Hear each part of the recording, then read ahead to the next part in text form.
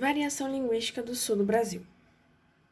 O sul do Brasil é composto por 3 estados: o Paraná, o Rio Grande do Sul e Santa Catarina. O que é a variação linguística? Variação linguística são as diferentes formas de se falar. Acontece devido a várias coisas, como classe social, região, cultura, época, contexto, entre muitos outros fatores. Uma mesma palavra pode ter significados e formas diferentes dependendo de quem a fala. Na língua não existe certo e errado, as pessoas falam diferente, pois têm vivências diferentes uma das outras, e é necessário respeitar quem não segue a norma padrão, pois nem todo mundo conseguiu aprendê-la e alguns não conseguem se adaptar muito a ela. Os tipos de variação.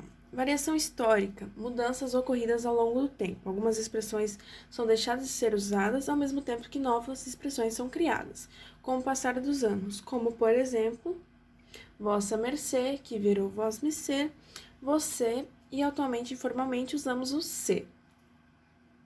Variação geográfica, mudança que ocorre de acordo com a região. Uma mesma palavra pode ter gírias, expressões e sotaques diferentes dependendo da região que se é falada. Como, por exemplo, mandioca, também conhecida como aipim e macaxeira, nas diferentes regiões do Brasil. Aqui temos a clássica discussão de se é biscoito ou bolacha, que cada um fala de um jeito, dependendo da região que se está, ou até mesmo numa mesma cidade, no mesmo local, pode ter essa variação. Variação social, que acontece de acordo com o grupo social do falante. A gíria está mais ligada à faixa etária do falante, classificada como linguagem informal dos mais jovens, expressões informais ligadas a grupos sociais específicos, como, por exemplo, carrinho, que para amantes do futebol significa algo diferente do que significa para uma criança. Variação estilística, dependendo do contexto, exige a adaptação da fala ou ao estilo dela. Falando com amigos, por exemplo, se usa uma linguagem mais informal, mas numa entrevista de emprego é necessário o uso da norma culta. Dependendo da situação, ocorre essa adaptação da língua. Como, por exemplo, e aí, mano, suave, usada mais no meio informal entre amigos, e olá, como o senhor está, que se usaria, por exemplo, numa entrevista de emprego. O dialeto sulista. Dialeto sulista caracteriza-se pela harmonia e redução vocálica.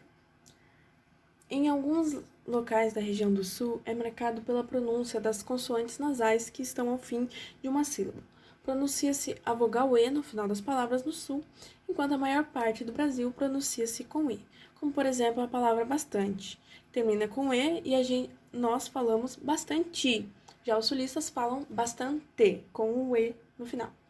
O modo de falar sulista desenvolveu o vocabulário pelos países vizinhos de língua espanhola e pelo isolamento geográfico dos estados em relação ao resto do país. Cultura sulista. A cultura sulista é caracterizada pela influência de imigrantes do século XIX, que deixaram destaque na formação do povo brasileiro. É possível sentir a grande influência da Europa nas várias formas de expressões culturais do Sul. Eles possuem grande influência dos alemães, que contribuíram para a expansão da ocupação econômica, surgimento de importantes indústrias e criaram novas paisagens. Aqui temos como, por exemplo, a influência alemã na arquitetura da Blumenau e Santa Catarina. Ainda sobre a cultura sulista, os italianos se estabeleceram lá no início no meio rural, no Rio Grande do Sul principalmente, no cultivo e industrialização da uva. Muitos de seus núcleos iniciais tornaram-se cidades importantes, como Caxias do Sul, Bento Gonçalves e Garibaldi. A cultura da região sul também foi influenciada pelos poloneses e ucranianos, que se instalaram no Paraná por causa das casas de madeira e deixaram sua marca registrada na paisagem. Como exemplo, aqui temos o Vale dos Vinhedos, na Serra Gaúcha, que é o único lugar do país a produzir vinhos com selo de indicação e denominação de origem. Paraná, localizado no mapa. A cultura do Paraná é o conjunto de manifestações artísticas culturais desenvolvidas no estado. O povo paranaense recebeu vários hábitos dos indígenas, como o costume de se alimentar de plantas herbáceas, milho, mandioca, mel e tabaco. Depois, os toupeiros consumiam o chimarrão, café e o feijão tropeiro, e os escravos africanos trouxeram o legado da cachaça, feijoada, suas danças e seus ritos. Algumas das expressões usadas pelos paranaenses é vina, que significa salsicha, pra gente no caso, e bergamota, que é o que a gente conhece como tangerina ou mexerica. Santa Catarina, localizada no mapa.